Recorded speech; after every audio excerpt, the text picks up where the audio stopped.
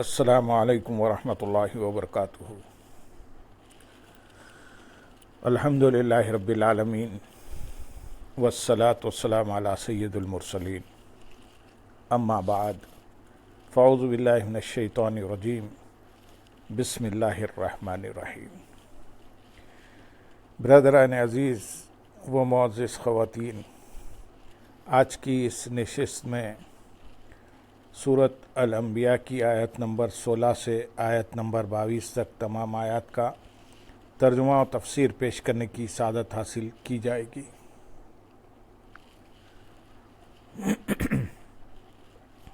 وما خلقنا السماء والأرض وما بينهما لاعبين لو أردنا أن نتخذ لهوا لاتخذناه من لدنا إن كنا فاعلين بل نقذف بالحق على الباطل فيدمغه فإذا هو زاهق ولكم الويل مما تصفون وله من في السماوات والأرض ومن عنده لا يستكبرون عن عبادته ولا يستحسرون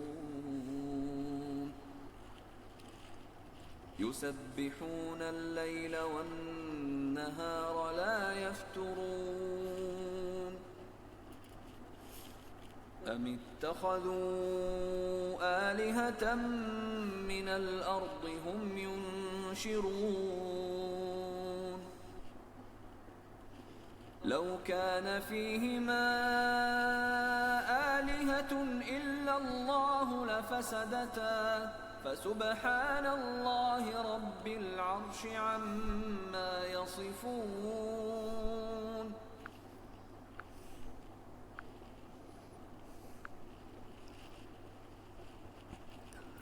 اور ہم نے آسمان اور زمین اور جو کچھ ان کے درمیان ہے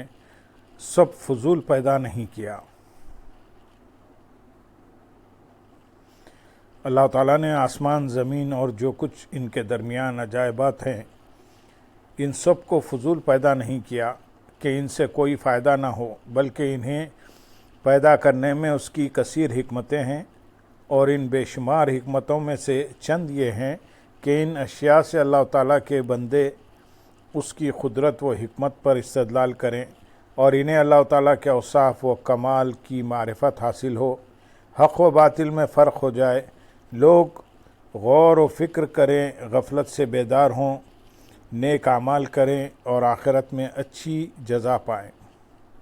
اور اس طرح کے خیال کو ذہن میں نہ آنے دیں کہ عالم کا سارا نظام ایک کھیل تماشا ہے اور ہر شخص دنیا میں جو بھی کرتا پھرے اس سے کوئی پوچھنے والا نہیں، اور نہ ہی آخرت میں اس سے سوال و جواب ہوگا، جیسا کہ بطور خاص دہریوں کا عقیدہ ہے، اور روز بروز ان لوگوں کی تعداد بڑھتی جا رہی ہے۔ آیت نمبر 17 اور 18 میں ارشاد ہے، اگر ہم کوئی کھیل ہی اختیار کرنا چاہتے تو اپنے پاس سے ہی اختیار کر لیتے اگر ہمیں کرنا ہوتا، بلکہ ہم حق کو باطل پر پھینکتے ہیں تو وہ اس کا دماغ توڑ دیتا ہے، تو جبھی وہ مٹ کر رہ جاتا ہے، اور تمہارے لیے بربادی ہے ان باتوں سے جو تم کرتے ہو۔ یعنی اگر ہم آسمان و زمین اور ان کے درمیان موجود اشیاء کو کسی حکمت کے بغیر بے مقصد بنا کر کسی ایسی چیز کو اختیار کرنا چاہتے جس سے کھیلا جائے، تو ہم ان کی بجائے اپنے پاس سے ہی کسی چیز کو اختیار کر لیتے، لیکن یہ الوہیت کی شان اور حکمت کے منافی ہونے کی وجہ سے ہمارے حق میں محال ہے، لہذا ہمارا کھیل کے لیے کسی چیز کو اختیار کرنا قطعی طور پر ناممکن ہے۔ بعض مفسرین کے نزدیک اس آیت میں کھیل سے مراد بیوی اور بیٹا ہے، اور یہ آیت ان عیسائیوں کے رد میں ہے جو حضرت مریم رضی اللہ تعالیٰ عنہ کو معاذ اللہ اللہ تعالیٰ کی بیوی اور حضرت عیسیٰ علیہ السلام کو اللہ تعالیٰ کا بیٹا کہتے ہیں۔ چنانچہ اس قول کے مطابق آیت کا خلاصہ یہ ہے کہ اگر اللہ تعالیٰ بیوی اور بیٹا اختیار کرنا چاہتا تو وہ انسانوں میں سے نہ کرتا، بلکہ اپنے پاس موجود حورین اور فرشتوں میں سے کسی کو بیوی اور بیٹا بنا لیتا۔ یوں ہی حضرت عیسیٰ علیہ السلام اور حضرت مریم رضی اللہ تعالیٰ عنہ کی طرف انہیں لوگوں کے پاس نہ رکھتا بلکہ اپنے پاس رکھتا، کیونکہ بیوی اور بیٹے والے بیوی اور بیٹے اپنے پاس رکھتے ہیں، لیکن چونکہ اللہ تعالیٰ بیوی اور اولاد سے پاک ہے، نہ یہ اس کی شان کے لائق ہے اور نہ اس کے حق میں یہ کسی طرح ممکن ہے، اس لیے اللہ تعالیٰ نے ایسا کیا ہی نہیں۔ بلکہ ہم حق کو باطل پر پھینکتے ہیں، یعنی ہماری شان یہ نہیں کہ ہم کھیل کے لیے کوئی چیز اختیار کریں، بلکہ ہماری شان تو یہ ہے کہ ہم حق کو باطل پر غالب کرتے ہیں تو وہ باطل کو پورا مٹا دیتا ہے، اور اسی وقت باطل مکمل طور پر ختم ہو کر رہ جاتا ہے۔ اور اے کافرو، تمہارے لیے ان باتوں کی وجہ سے بربادی ہے جو تم اللہ تعالیٰ کی شان میں کرتے ہو اور اس کے لیے بیوی اور بچہ ٹھہراتے ہو۔ آیت نمبر 19 میں ارشاد ہے،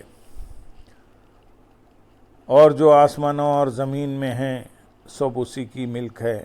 اور جو اللہ کے پاس ہیں وہ اس کی عبادت سے تکبر نہیں کرتے اور نہ تھکتے ہیں۔ ارشاد فرمایا کہ آسمانوں اور زمین کی تمام مخلوقات کا مالک اللہ تعالیٰ ہے اور سب اس کی ملک ہے، تو کوئی اس کی اولاد کیسے ہو سکتا ہے؟ ملکیت ہونے اور اولاد ہونے میں منافعت ہے، اور مخرب فرشتے جنہیں اللہ تعالیٰ کے کرم سے اس کی بارگاہ میں قرب و منزلت کا ایک خاص مقام حاصل ہے، وہ اس کی عبادت کرنے سے تکبر کرتے ہیں اور نہ ہی عبادت کرنے سے تھکتے ہیں۔ آیت نمبر 20 میں ارشاد ہے، رات اور دن اس کی پاکی بیان کرتے ہیں، وہ سستی نہیں کرتے۔ یعنی فرشتے ہر وقت اللہ تعالیٰ کی تسبیح اور پاکی بیان کرتے رہتے ہیں اور اس میں وہ کسی طرح کی سستی نہیں کرتے۔ علامہ اسماعیل حقی رحمۃ اللہ علیہ فرماتے ہیں، فرشتوں کے لیے تسبیح ایسے ہے جیسے ہمارے لیے سانس لینا، تو جس طرح ہمارا کھڑا ہونا، بیٹھنا، کلام کرنا اور دیگر کاموں میں مصروف ہونا ہمیں سانس لینے سے مانے نہیں ہوتا، اسی طرح فرشتوں کے کام انہیں تسبیح سے مانے نہیں ہوتے۔